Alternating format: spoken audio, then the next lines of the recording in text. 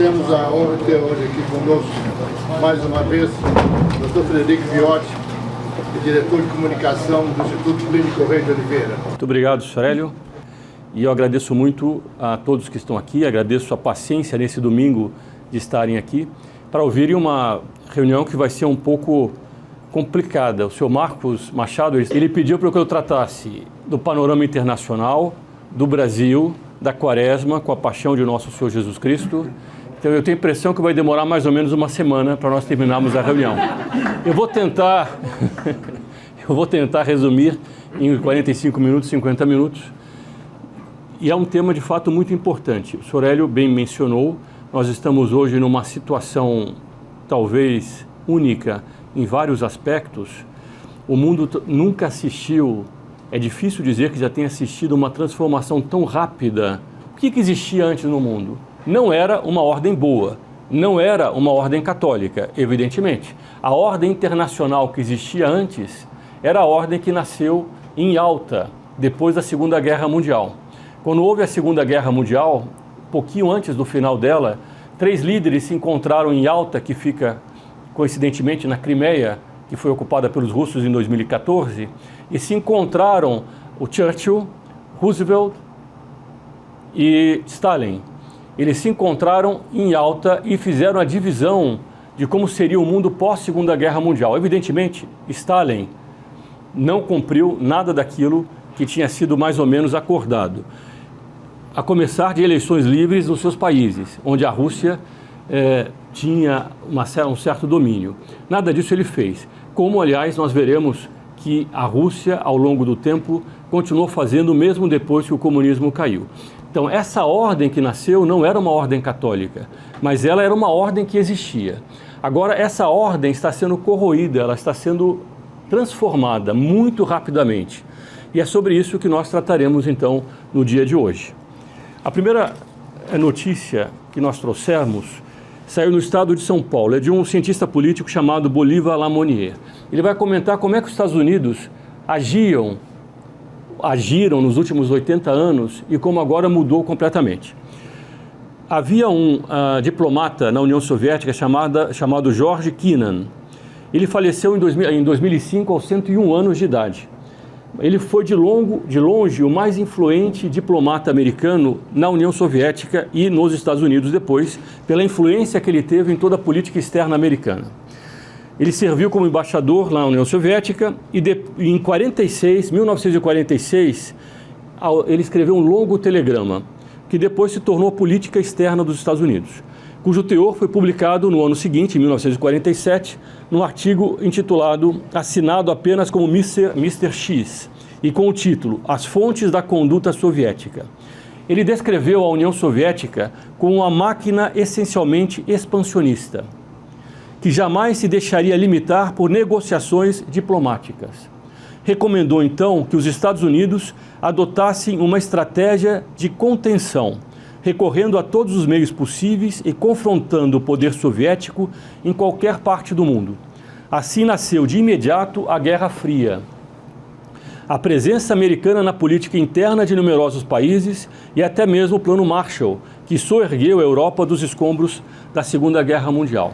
A partir de então, os Estados Unidos, em todos os lugares que a Rússia avançava ou que o comunismo internacional avançava, eles intervinham. Eles serviam como uma espécie de muralha para aquela expansão que era evidente que acontecia. E aconteceu inclusive no Brasil. Recentemente saíram arquivos da CIA que foram tornados públicos, mas os arquivos da União Soviética já tinham sido tornados públicos já na década de 90, com todos os planos, inclusive para o Brasil, de expansão do comunismo internacional, com financiamento. Agora a CIA revelou documentos que indicam a ação de Cuba aqui no Brasil na década de 60 e assim por diante. Então, por causa disso, os Estados Unidos sempre agiram para a contenção dessa expansão do comunismo.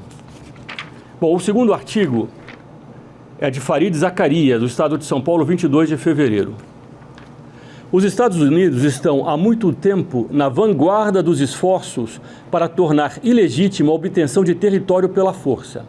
Após a Segunda Guerra Mundial, Washington pediu que essa ideia estivesse no cerne da Carta da ONU. A ONU ela foi criada após a Segunda Guerra Mundial. Eu não estou aqui defendendo a ONU, eu apenas estou mostrando como é que ela foi criada. A ONU tem lados muito ruins e caminhava cada vez mais para uma república universal que passava por cima da soberania dos países. Mas ela foi feita depois da Segunda Guerra Mundial como consequência do pavor da guerra atômica, o pavor da guerra que era preciso acabar. Havia, eu não sei se foram 15 milhões de mortos na Segunda Guerra ou mais, eu já não me lembro dos números, talvez 40 milhões. Eu vi esses números recentemente, mas infelizmente minha memória já não é tão boa. Talvez uns 40 milhões. E por causa disso as pessoas ficavam muito assustadas. Então vamos criar mecanismos de controle que evitem a guerra. Caminhava para uma coisa muito ruim, mas procurava evitar certas guerras. Bom, no cerne da ONU estava a noção de que um território não poderia ser invadido por um outro país, como a Rússia fez no caso da Crimeia, já tinha feito na Geórgia e depois fez na Ucrânia. Bom, isso estava no cerne da ONU e na posição dos Estados Unidos desde o primeiro momento. Os resultados são observados no livro Os Internacionalistas, tem o nome do autor. Entre 1816 e 1945, ou seja, antes da ONU, mais de 150 conquistas territoriais ocorreram.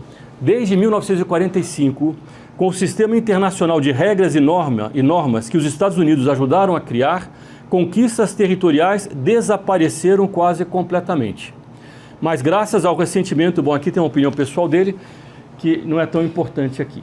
Mas depois da Segunda Guerra Mundial, as conquistas territoriais pela força praticamente foram reduzidas ao mínimo dessa série histórica que começou em 1816.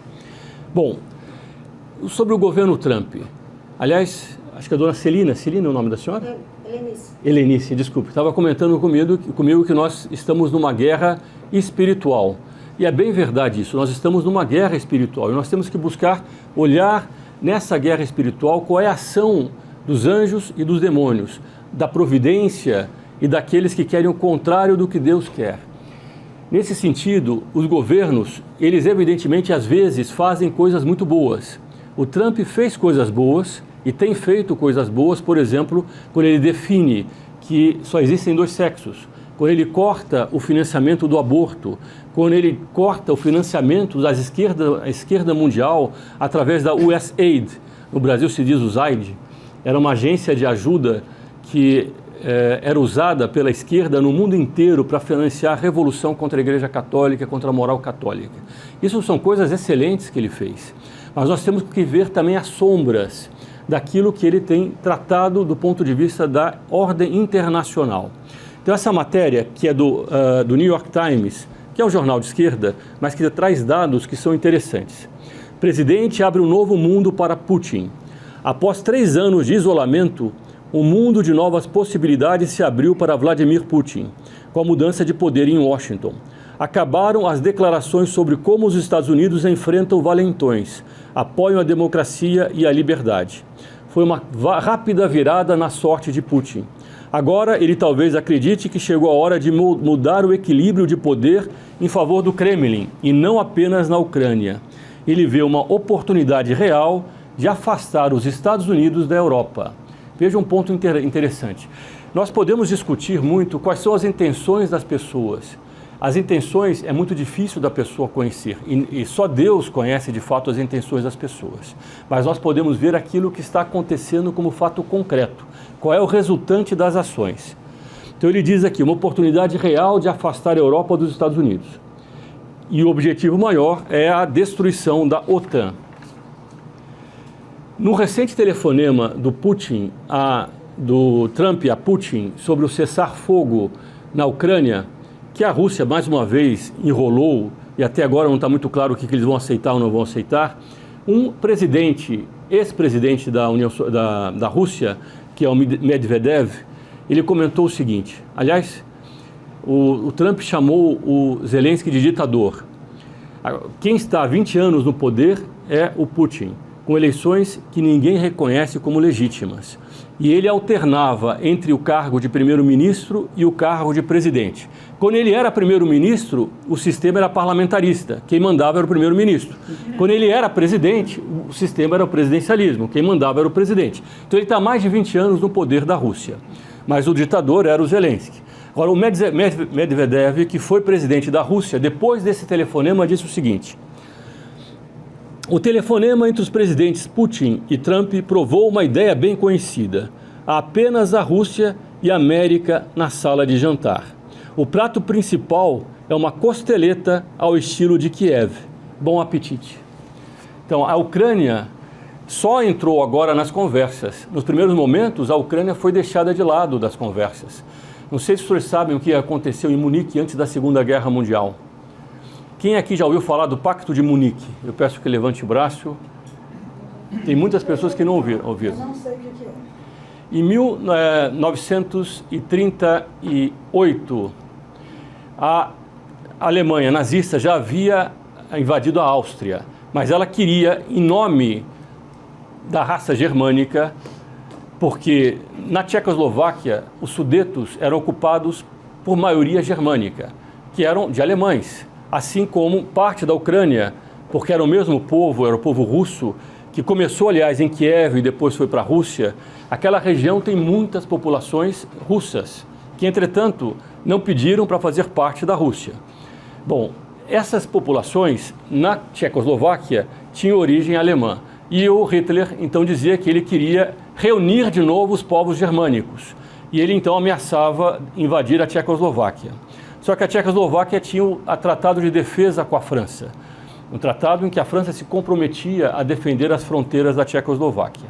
O que aconteceu? Fizeram uma reunião em Munique, na Alemanha, reunindo o primeiro-ministro britânico, que era Chamberlain naquela ocasião, o Mussolini,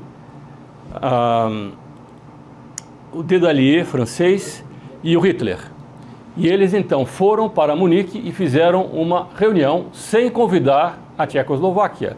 Vamos discutir os territórios da Tchecoslováquia sem a Tchecoslováquia. Foi o que aconteceu na Arábia agora, quando o Trump foi, não foi ele, foi assessor dele, discutir a Ucrânia com o representante russo. Bom, e chegaram à conclusão que era para evitar a Segunda Guerra Mundial, era preciso fazer um cessar-fogo, um acordo. Vamos entregar esses territórios, passar por cima dos pactos que nós tínhamos antes assinado, lembrando que a Ucrânia entregou as suas bombas atômicas à Rússia com a promessa da integridade dos seus territórios, aceitou uma série de normas com a promessa de que não seria invadida. A Tchecoslováquia tinha feito a mesma coisa. E agora se passou por cima da Tchecoslováquia e os territórios do Sudeto foram entregues a Hitler. Hitler tomou os Sudetos, alguns meses depois invadiu a Tchecoslováquia, depois a Polônia, e aquilo que Chamberlain achou que estava fazendo, que era evitar a Segunda Guerra Mundial, foi o que deu tempo a Hitler para ele fazer a Segunda Guerra Mundial. Quando Chamberlain voltou à Inglaterra, ele encontrou Churchill no parlamento e Churchill disse a ele: tinhas que escolher entre a vergonha e a guerra. Ou seja, a guerra, segundo Churchill, era inevitável, era preciso enfrentar Hitler porque ele era expansionista. Aquele que é expansionista, ou ele é contido ou ele expande. Churchill tinha muito claro, nós tínhamos que entrar em guerra, nós não podíamos dar tempo a Hitler. Era preciso, naquele primeiro momento, enfrentá-lo. Tinha que se escolher entre a vergonha e a guerra. Escolhestes a vergonha e tereis a guerra. No ano seguinte, eclodia a Segunda Guerra Mundial com mais de 40 milhões de mortos. Foi a consequência do Pacto de Munique. Bom, essa matéria agora é da Folha de São Paulo. Trump parece respeitar muito mais as lideranças fortes da Rússia e da China do que os aliados europeus, vistos como fracos e dependentes.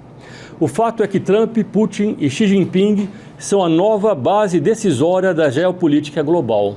Então, aquilo que existia até agora em alta, que era um arremedo falso, mas que pelo menos era assim que eles apresentavam, havia soberania dos países, cada país tinha um voto. Apesar disso, havia o Conselho de Segurança que decidia, os membros permanentes, e que tinha o poder de veto. Mas pelo menos era a ordem que existia em alta. Agora uma outra ordem que vai surgindo, é uma ordem muito mais baseada na capacidade militar, na força, na capacidade de impor a sua vontade. Nesse mundo iliberal, são esses senhores que apitam e preenchem o papel das instituições multilaterais. Esqueça as Nações Unidas, OTAN e quejandos. A nova partilha está em curso. Incerteza global hoje é maior do que na pandemia. Os senhores lembram a pandemia que o mundo ficou numa espécie de silêncio. Não só as ruas ficaram vazias, as pessoas não sabiam aquilo que ia acontecer. O que vai acontecer depois disso? Bom, hoje, segundo os dados, a incerteza é muito maior do que foi no auge da pandemia, enquanto as cidades estavam paradas. São Paulo, as ruas estavam desertas. Aqui eu não sei como é que foi em Belo Horizonte, mas São Paulo fechou o comércio, fecharam as escolas, as ruas estavam vazias. Em algumas cidades, as pessoas eram proibidas de sair de casa. Isso ainda bem que não aconteceu no Brasil. Mas, enfim, as pessoas estavam cheias de incertezas. Segundo os dados estatísticos, a incerteza subiu expressivamente e está hoje muito acima do que seriam níveis usuais. Os leitores já devem imaginar o que está detrás disso. Sim, a eleição de Trump e sua política econômica geopolítica, que pode estar jogando o mundo em uma situação de instabilidade semelhante àquela do começo do século passado, que levou às guerras mundiais. Depois trata do problema econômico. Infelizmente, a forte elevação da incerteza observada nos últimos meses não deverá ser revertida tão cedo. Vamos conviver com isso por pelo menos muitos anos. Uma coisa que está acontecendo, e eu acho que isso nós podemos já começar a tratar do que se vê acontecer. Primeiro ponto, a capacidade dissuasória em relação à Rússia diminuiu muito. Até hoje, os Estados Unidos, pela atitude beligerante contra a expansão russa, impunham uma dissuasão. O que é dissuasão? Eles têm armas atômicas, nós temos mais. Se eles usarem, nós aniquilaremos eles. Pode ser até uma mútua aniquilação, mas nós vamos responder. O que fazia com que ninguém usasse bomba atômica. Desde 1945, as bombas atômicas não foram usadas, por causa do medo de que houvesse uma espécie de mútua aniquilação. Pode ser que haja muito exagero nessa expressão, mas o fato é que isso representava uma capacidade de dissuasão. Eu não vou atacar porque senão eu sou atacado. Nesse momento, os Estados Unidos se retiram ou diminuem muito a barreira que eles faziam à expansão russa. E com isso, o Putin tem muito menos receio de ameaçar aquilo que ele já vinha ameaçando, o uso de bombas atômicas. Isso é um ponto que qualquer analista percebe como uma consequência concreta.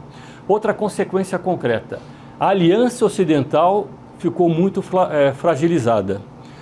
A Aliança Ocidental era composta, sobretudo, da Europa e dos Estados Unidos. A Europa e os Estados Unidos formavam uma grande aliança, como formaram contra o nazismo, uma grande aliança contra estados totalitários, contra estados que invadiam outros estados. Isso era assim até agora.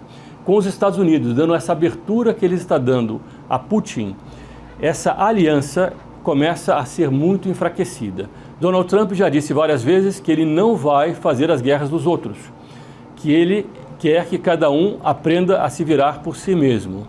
Isso tem um lado positivo, que vai levar a Europa a acordar, talvez, da letargia, desse sono em que eles estavam.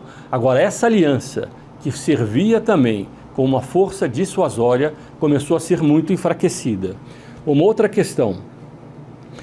Putin estava tendo derrotas inesperadas na Ucrânia. Não sei se vocês se lembram, ele quando fez a operação especial na Ucrânia, os tanques que vieram em fila única nas estradas da Ucrânia, que eram, aliás, muito fáceis alvos, porque eles imaginavam que ninguém ia reagir, que a Ucrânia ia recebê-los como libertador. Os soldados diziam isso, nós imaginávamos que seríamos recebidos como libertadores. Eles foram em linha reta assim, dois tanques, eles não conseguiam nem manobrar mais, porque eram dois ao mesmo tempo, e do lado era a terra que não aguentava o tanque. Bom, os aviões começavam a bombardear, destruiu uma porção de tanques. Isso no primeiro dia de guerra. Dentro dos tanques, o que havia? Os uniformes da vitória. O Putin disse que a guerra duraria 3 dias. Já passaram 3 anos. A quantidade de material e de homens que a Rússia perdeu é muito grande. Nesse momento em que a Rússia está enfrentando uma guerra que para ela custou muito mais do que era esperado, nesse momento alguém estende a mão à Rússia dizendo: a Ucrânia não tem direito de ficar com todos os territórios dela. Ela pode esquecer isso. Já antes de qualquer debate e de qualquer acordo, já foi adiantado aquilo que nós estamos dispostos a ceder, os territórios ocupados. Depois, as terras raras, vamos dividir então as terras raras. Eu quero agora a compensação do dinheiro que nós investimos na Ucrânia. O que faz com um soldado que está na frente de batalha? Ele desanima esse soldado, e ele, que é o ucraniano, achando que está perdendo o apoio da maior potência do Ocidente, que sem os Estados Unidos, a Ucrânia, evidentemente, não tem condições de enfrentar a Rússia. Em termos militares, a Ucrânia é muito menor do que a Rússia. E, além disso, ele dá ao Putin um tempo que ele já não tinha. Ele estende a mão no momento em que uma guerra que se arrastava há tanto tempo começava a ter impactos maiores dentro da Rússia. Bom, Nossa Senhora, em Fátima, alertou para os erros da Rússia. O que nós precisaríamos ver, me parece, do ponto de vista mais alto da teologia da história, é até que ponto nesse momento em que a Rússia começava a ser fragilizada, essa maneira de estender a mão para a Rússia não permite manter ainda aceso os erros da Rússia. Vejam a situação em que está o Ocidente. O Ocidente foi corrompido por uma revolução cultural interna dentro dele, que quebrou as resistências morais do Ocidente. Aí chega uma ação externa que faz uma invasão sobre o Ocidente, dizendo que em nome de combater a revolução cultural é preciso destruir a NATO, é preciso acabar com aquela ordem internacional que está corroída pelos erros internos, erros que nasceram da Rússia. Agora a Rússia ataca externamente também. Nós temos uma invasão interna que vai corroendo a fibra interna do Ocidente, e nós temos uma invasão externa que faz com que o Ocidente, nesse momento, esteja muito fragilizado. Da onde nasceu o Ocidente?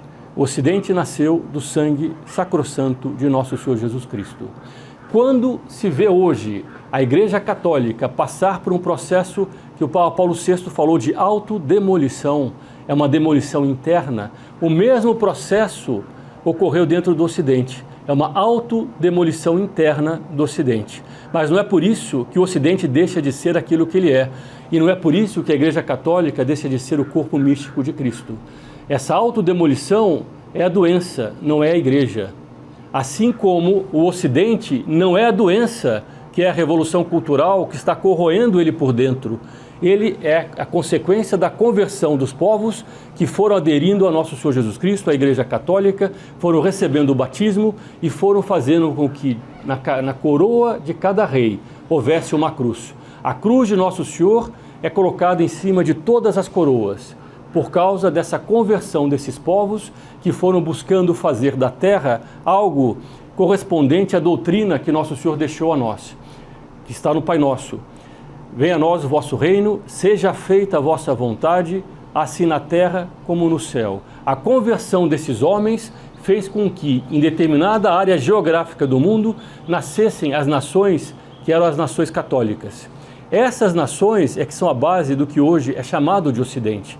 Então, quando nós falamos dos erros da Rússia, qual é a vítima desses erros, senão as nações que nasceram do sangue de nosso Senhor Jesus Cristo? Nesse momento em que nós estamos vendo essa guerra espiritual, em que é muito mais do que uma guerra geopolítica, o que está em jogo? O professor Plínio Corrêa de Oliveira, comentando a atitude dos ucranianos em várias ocasiões, em relação inclusive sobre a IO, a resistência deles contra a Igreja Ortodoxa que queria abarcar os católicos, e eles diziam não, não, não, e permaneciam fiéis. A resistência depois que levou a Rússia a fazer o Holodomor. O Holodomor foi a fome que a Rússia, Stalin, a Rússia comunista, impôs à Ucrânia, levando a mais de 2 milhões de mortos pela fome. Foi uma das piores torturas que os comunistas fizeram. O comunismo que levou a mais de 100 milhões de mortos. Segundo os dados dos próprios comunistas, o Holodomor foi a fome que matou mais de 2 milhões de ucranianos. E eles resistiam à Rússia. Eles resistiram à Rússia. E por isso eles continuam resistindo à Rússia. Bom, o Dr. Plínio achava que seria muito arquitetônico, porque Nossa Senhora falava muito da conversão da Rússia. O Dr. Plínio achava que seria muito arquitetônico, visto a reação que havia dentro da Ucrânia, que é o mesmo povo, é a mesma origem, que a conversão da Rússia começasse através da Ucrânia. Será que nessa guerra espiritual não há algo em que o demônio esteja atuando exatamente para quebrar a possibilidade ou tentar quebrar porque o demônio pode tentar, mas Nossa Senhora é muito maior do que ele, quebrar a possibilidade até mesmo dessa conversão, que é necessária e está prevista, inclusive por Nossa Senhora em Fátima, são questões que nós devemos levantar. Agora, disso tudo, há um país que vai sendo beneficiado, não no primeiro momento, não aparentemente, mas a médio prazo, que é a China. Quando os Estados Unidos começam a se afastar da Europa, levantando barreiras tarifárias em relação aos produtos de quase todos os aliados deles. Para a China eles estão colocando 20%, para o Canadá 25%, depois para o México 25%, e se não obedecerem 50%. Para a Europa não está ainda definido. O Brasil acho que é 20% ou 10%, não me lembro bem, a questão do aço, etc. 25% também. Bom, o que acontece? Quem que é o beneficiado com isso? Quem que esses países recebem agora de sorriso aberto os braços que diz que não vai dar as tarifas que o Trump está dando? É a China. Essa matéria aqui é do UOL do dia 6. Onde é que está? Aqui. Folha de São Paulo, 1º de março. Escandalosos dias que chocariam a imprensa em outros tempos, mas que se tornaram um novo normal em Washington. Demorou pouco e a União Europeia finalmente entendeu que está espremida entre duas nações hostis, Estados Unidos e Rússia, para o deleite dos chineses. Há um certo exagero, mas é preciso ver que, apesar do exagero, os fatos são reais. A aproximação União Europeia-China está deixando de ser uma hipótese distante para se tornar uma realidade pragmática. Com a relação transatlântica em frangalhos, transatlântica é a Europa, tem o Oceano Atlântico e os Estados Unidos. Bruxelas encontra-se no dilema: inserir na parceria com um aliado cada vez mais volátil ou buscar equilíbrio em Pequim. Sob Trump, a Europa enfrenta tarifas sobre seus produtos e pressão crescente para aumentar gastos militares. Pequim, por sua vez, aproveita a brecha. Ela está visitando todos os países, dizendo que ela quer fazer mais negócios. No campo diplomático, Pequim também se mostra mais aberta que os Estados Unidos a incluir a União Europeia nas discussões sobre a paz na Ucrânia. A Europa também foi excluída das discussões sobre paz na Ucrânia. Até agora, pelo menos. O histórico... Bom, até agora, por que eu digo isso? Porque uma das matérias que nós falamos é sobre a incerteza, mas a incerteza também diz respeito a esse lado volátil de Trump, porque ele às vezes diz uma coisa, depois ele volta atrás, depois ele diz de novo. Essas barreiras ao Canadá, que ele já falou que quer transformar no 51º estado americano, ele já colocou e tirou 2 vezes, pode ser que ele tire de novo e coloque novamente. Então tudo é muito incerto.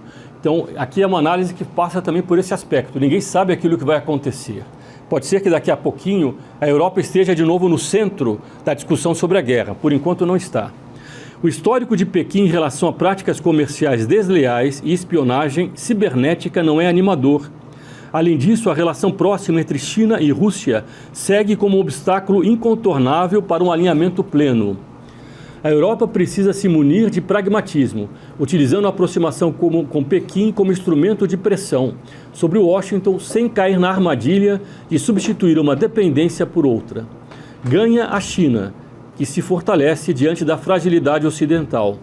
Ganha a União Europeia, que amplia suas margens de manobra se ela souber usar isso bem, segundo esse analista. Perde, contudo, a coerência política da política externa europeia, que se vê cada vez mais refém de um jogo de forças alheio aos seus interesses de longo prazo. Eles agora são jogados muito mais na aproximação da China. A China construiu no Peru um porto muito importante.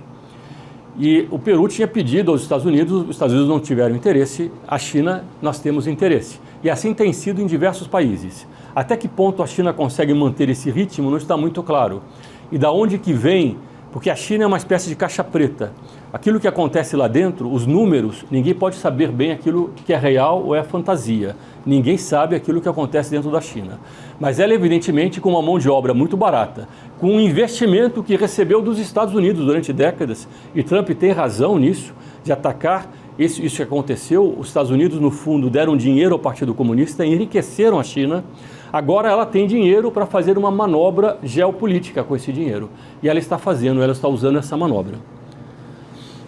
A consequência é que a União Europeia está se rearmando.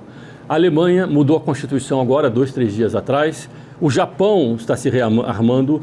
Todos os países estão se rearmando. A Polônia ampliou de 200 mil para 500 mil homens as suas forças armadas.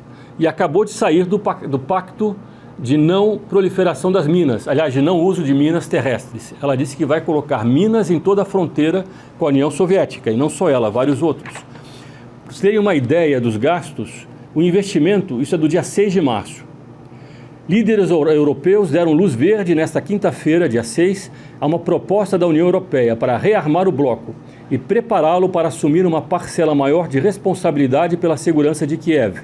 O plano para turbinar os investimentos da União Europeia em defesa flexibiliza regras de endividamento, sacrificando uma política de austeridade que estava em vigor desde 2008. Com isso, a União Europeia elevará seus gastos militares a um patamar inédito desde o fim da Guerra Fria. Cerca de 650 bilhões de euros, mais 150 bilhões de euros em empréstimos. Nós estamos falando de quase de 1 trilhão de euros em armas. É uma virada em toda a política de defesa. O Macron, pouco depois, ofereceu as suas bombas atômicas aos seus parceiros. Até recentemente havia um pudor de se falar de bomba atômica. As pessoas tinham receio, não, bomba atômica não pode. Jogue as bombas convencionais, mas não passe disso. Esse pudor desapareceu.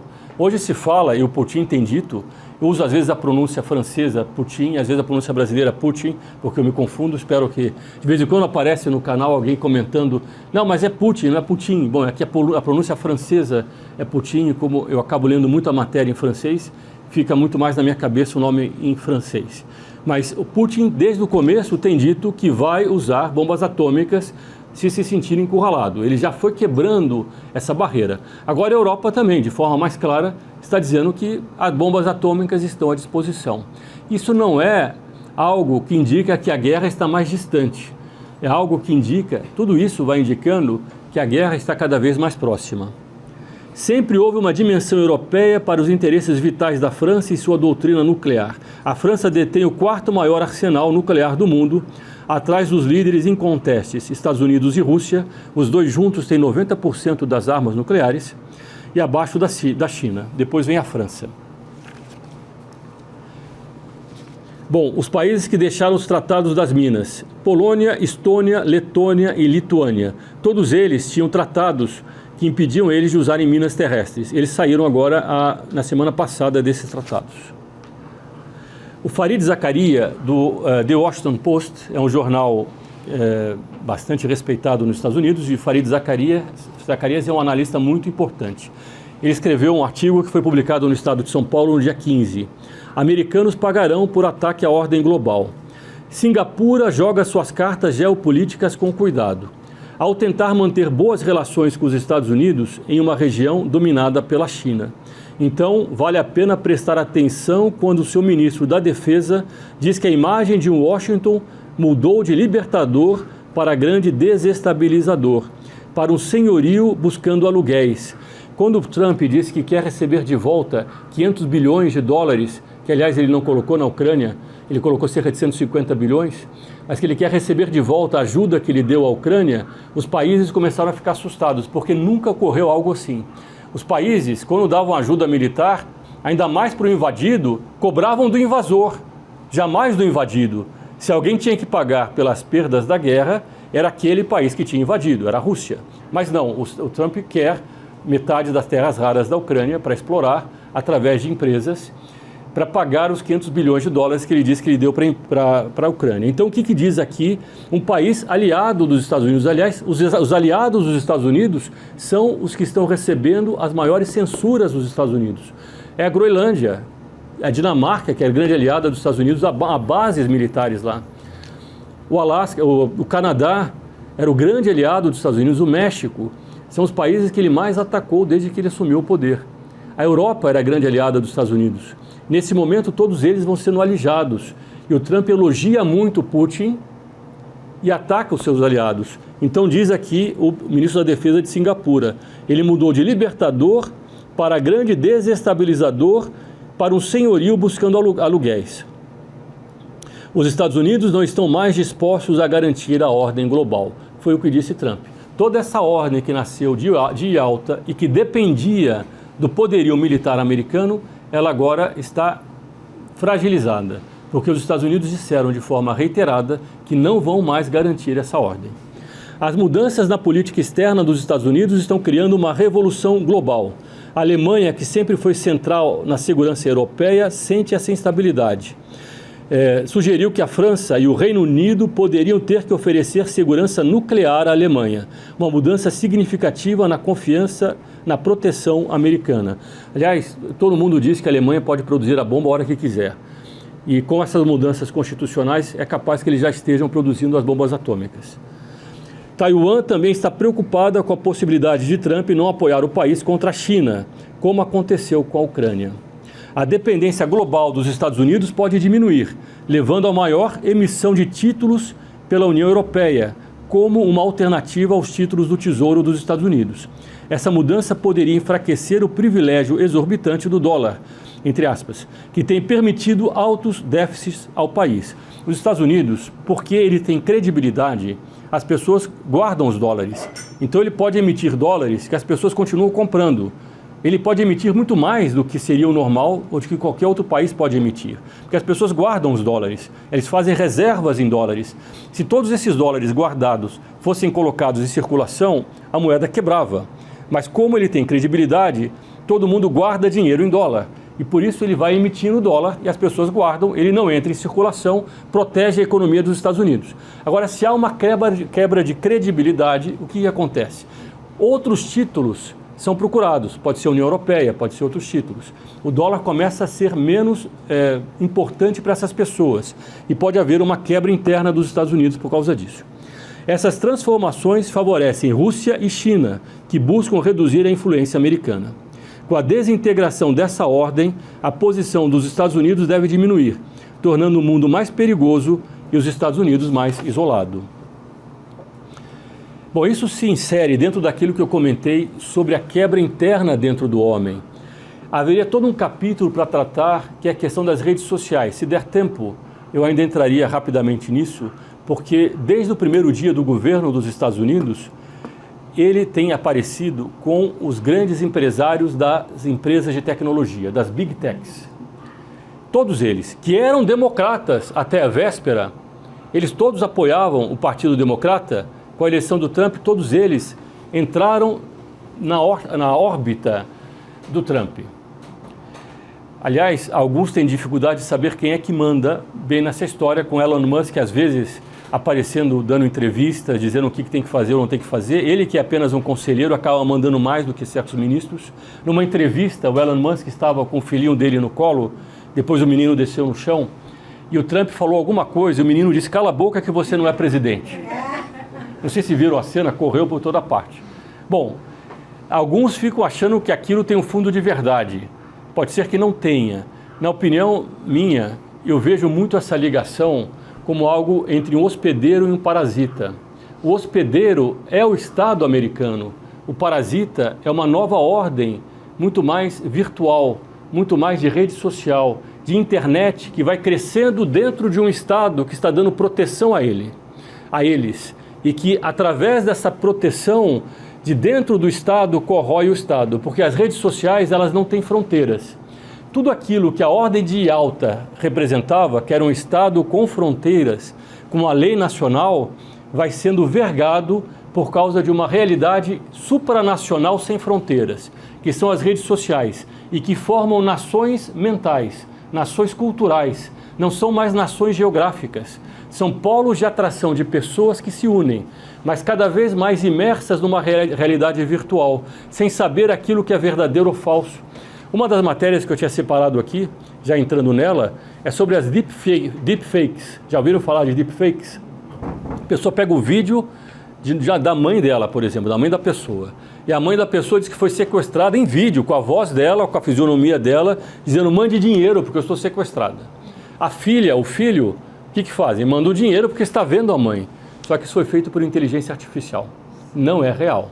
Eles hoje conseguem copiar a fisionomia da pessoa, a voz da pessoa, e a pessoa que vê o vídeo tem a impressão que é real, e não é real. Isso vai quebrando a noção da realidade, isso vai quebrando a certeza sobre as coisas. O homem vai ficando cada vez mais viciado nessas redes sociais, com vídeos que duram 10 segundos, não conseguem ficar mais do que 10 segundos, tem que ficar mudando os vídeos assim, né?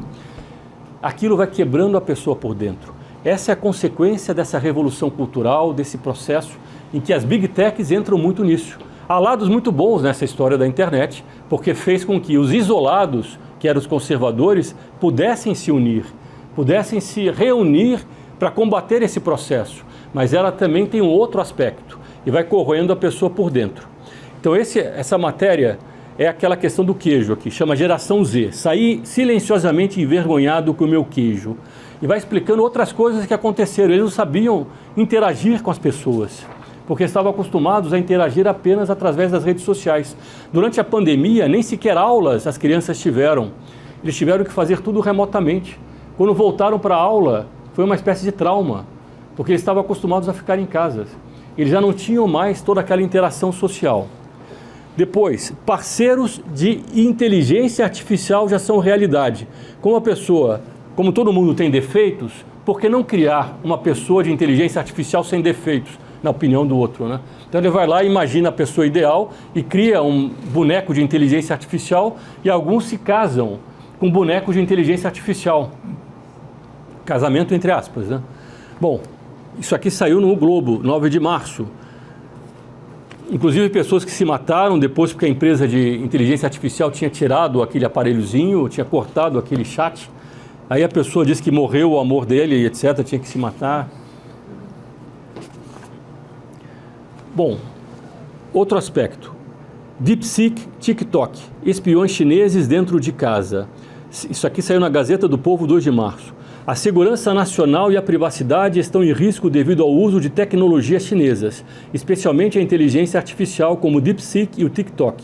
Essas tecnologias podem ser usadas para coletar dados sensíveis e as empresas chinesas são obrigadas a fornecer informações ao governo chinês sem a necessidade de ordem judicial. Essas empresas são ligadas ao governo. O primeiro governo de Trump, ele quis banir o TikTok. Depois o Biden baniu o TikTok. No segundo governo, ele suspendeu o banimento. Ele suspendeu a ordem de que o TikTok tinha que ser fechado nos Estados Unidos. E suspendeu de novo agora, há um tempo atrás, enquanto tentam chegar a um acordo com o TikTok. Mas o problema não é só o TikTok. É que hoje em dia, essas empresas de tecnologia conhecem a cada um mais do que os próprios pais.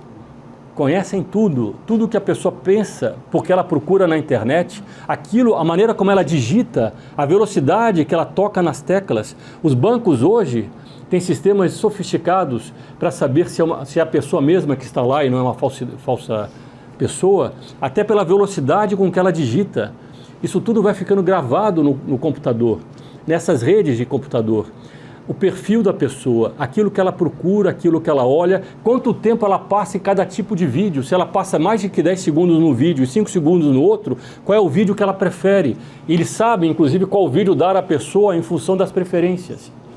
Quem controlar os algoritmos vai controlar essa geração que já não sabe fazer mais trabalhos de colégio, porque eles perguntam para a inteligência artificial como fazer o trabalho que a professora pediu. Bom, mas não dá para saber que é inteligência artificial? Às vezes, nem sempre. Porque, inclusive, eles pedem para a inteligência artificial faça um trabalho que uma inteligência artificial não faria. Hoje em dia é assim, eles não fazem mais trabalhos, eles pedem para que a inteligência artificial faça. O que vai acontecer com essa geração que não sabe comprar queijo? Não sabe mais escrever? Nós estamos vendo um novo mundo que vai nascendo dentro das ruínas de um Estado que no primeiro momento ainda é muito forte. E aqui no Brasil, que tem uma força enorme, as leis nacionais, ou como o Trump nos Estados Unidos, que tem muita força, ainda a força do Estado. Mas o que vai acontecer no futuro? Quem é que está saindo, o que está nascendo, o que está sendo gestado dentro dessa ordem que vai ruindo? Que mundo novo é esse que vai nascendo? Quem controlar os algoritmos de internet controlará esse futuro. Porque as pessoas se tornam cada vez mais dependentes dessas máquinas. Elas já não pensam por si mesmas. Hoje, está muito bem, alguém pode me dizer, eu confio muito no Trump, é uma pessoa excelente. Eu confio muito no Elon Musk, é o paladino da liberdade. E daqui a 10 anos? E daqui a 15 anos? é preciso ver aquilo que está sendo gestado, para onde as coisas caminham. Reprogramando a República, a silenciosa aquisição do poder federal pela inteligência artificial de Elon Musk. Isso saiu num site chamado The New American, no dia 8 de fevereiro. Enquanto o discurso público é consumido por um dilúvio de ordens executivas, aliás, nunca se viu na história dos Estados Unidos um presidente fazer tantas ordens executivas em tão pouco tempo. Nesses 2 meses, eu tenho a impressão que a caneta do Trump não parou. O que ele assinou de ordem executiva é inacreditável. A todo dia saem novas. Bom, todo mundo então olha para isso e para as exposições escandalosas de desperdícios e corrupções. O governo Trump, com o serviço DOGE, que é aquele que o Elon Musk governa, ou que ele dirige, está executando silenciosamente uma revisão radical das operações federais impulsionadas pela inteligência artificial. O recém-criado USDS, cujo objetivo é modernizar a tecnologia e o software federal para maximizar a eficiência e a produtividade, entregou a Musk e seus aliados um controle sem precedentes sobre a estratégia de tecnologia federal, com pouco escrutínio e ainda menos responsabilidade. Funcionários de carreira foram afastados e vão sendo substituídos por máquinas de inteligência artificial. Enquanto o público se fixa no desperdício do contribuinte, a verdadeira transformação está acontecendo nos bastidores. Washington não está sendo apenas simplificado, está sendo reprogramado. O DOGE, aqui vai contando uma série de coisas, eu vou indo mais para frente, dá os nomes dos órgãos todos. Um deles chama GSAI. E o GSA supervisiona bilhões de dólares em contratos e gerencia infraestrutura essencial para outras agências. Automatizar uma função tão crítica muda fundamentalmente a forma como o governo opera. Essa agenda de inteligência artificial, em primeiro lugar, não para nesse órgão GSA. O plano é incorporar a inteligência artificial em todas as agências federais, com foco nas operações financeiras de acordo com o relatório. Bom, nós estamos falando aqui de trilhões e trilhões de dólares. A USAID, ou USAID, é pequenininha em função dessa margem que hoje está sendo passada para a inteligência artificial. E aí, para defender isso, diz o seguinte: isso é exatamente o que Elon Musk foi encarregado pelo presidente Trump de fazer, tirar a fraude, o desperdício e o abuso do nosso governo federal, disse a secretária de imprensa da Casa Branca, Caroline Leavitt. O que não foi dito é que essa eficiência tem um preço: trocar burocratas por algoritmos e supervisão humana pelo controle de inteligência artificial. Isso é uma revolução profunda ocorrendo dentro do Estado e que poucas pessoas estão olhando. Pessoas olham muitas vezes para as coisas mais visíveis, mas há algo muito maior ocorrendo, que é uma transformação profunda. Elon Musk é frequentemente pintado como revolucionário lutando contra o Estado profundo. O Deep State é aquilo que Henri de Lacy escreveu, um livro muito importante para as pessoas que querem se aprofundar nessa luta entre anjos e demônios, e como aqueles que seguem o demônio, eles facilmente se coligam, eles facilmente arranjam uma maneira de fazer andar a agenda deles. Era aquilo que Delacy chama das forças secretas. Bom, a direita, que nós podemos chamar também, que está muito misturada com uma falsa direita, a que seria necessário depois dar todo um conceito, porque existe uma direita verdadeira e muitas vezes existe uma contrafacção, uma falsa direita, e às vezes as duas direitas em alguns aspectos andam juntos. Nos Estados Unidos, eles foram trocando o nome forças secretas por Estado profundo. O Estado profundo é aquele que no fundo manda em tudo sem que ninguém veja. Então o Estado superficial é na aparência, mas tem um Estado profundo. Então Elon Musk é pintado por muitas pessoas como alguém que está lutando contra o Estado profundo. O forasteiro bilionário com uma veia libertária, supostamente aqui para desmantelar estruturas de poder entrincheiradas. No entanto, a realidade é muito menos rebelde e muito mais perturbadora. Contratos governamentais maciços, um aplicativo de tudo no estilo chinês, porque ele está fazendo aplicativos assim. Aliás, a China já tem isso, eu acho que o Brasil também tem coisas desse tipo, vários países já têm. Ambições transhumanistas. Ele é aquele que controla as naves que vão para a NASA, lá para o espaço, os satélites, os chips. Ele tem um departamento todo de chips mentais que coloca para curar Alzheimer, Parkinson e coisas desse tipo. Coisas muito boas, em certo sentido, mas que abrem toda uma discussão até onde isso pode chegar. Então, inclusive com ambições transhumanistas, nos quais o futuro pertence àqueles conectados ao seu chip cerebral. Essas não são as marcas de um disruptor anti-establishment. São enormes bandeiras vermelhas e é hora de começar a prestar atenção. Então ele é pintado muitas vezes como alguém que defende toda a liberdade. Novamente, eu acho que o menos importante é a pessoa do Elon Musk, o mais importante é o conceito Elon Musk que está por trás disso. Aonde isso vai chegar?